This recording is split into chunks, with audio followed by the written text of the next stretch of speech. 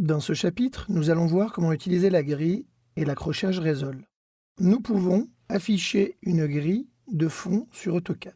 Cette grille est représentée par un affichage type papier millimétré et nous allons pouvoir aussi activer ou désactiver le mode Résolve sur lequel nous reviendrons par la suite.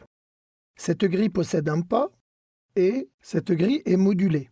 La taille du module est paramétrable. Nous allons nous mettre sur l'outil grille, cliquer avec le bouton droit de la souris, valider avec le gauche sur Paramètres.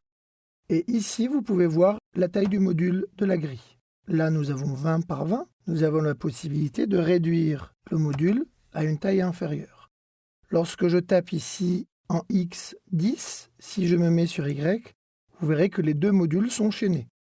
Le chaînage peut être désactivé. Et là, vous verrez que nous pouvons aisément différencier la valeur du module en X de la valeur en Y. Nous pouvons aussi demander à ce que AutoCAD affiche une grande ligne, c'est ce qu'on appelle les grandes lignes, c'est les lignes que vous voyez en plus foncé. Nous allons mettre 5 ici. Je valide et vous verrez que la taille de la grille a changé.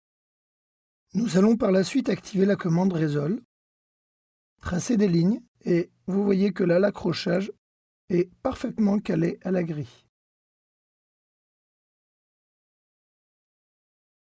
Alors évidemment, si je vais avec le bouton droit de ma souris sur la commande Résolve, je clique sur Paramètres, j'ai activé mon accrochage et vous voyez que j'ai calé le pas de mon accrochage Résolve à celui de la grille.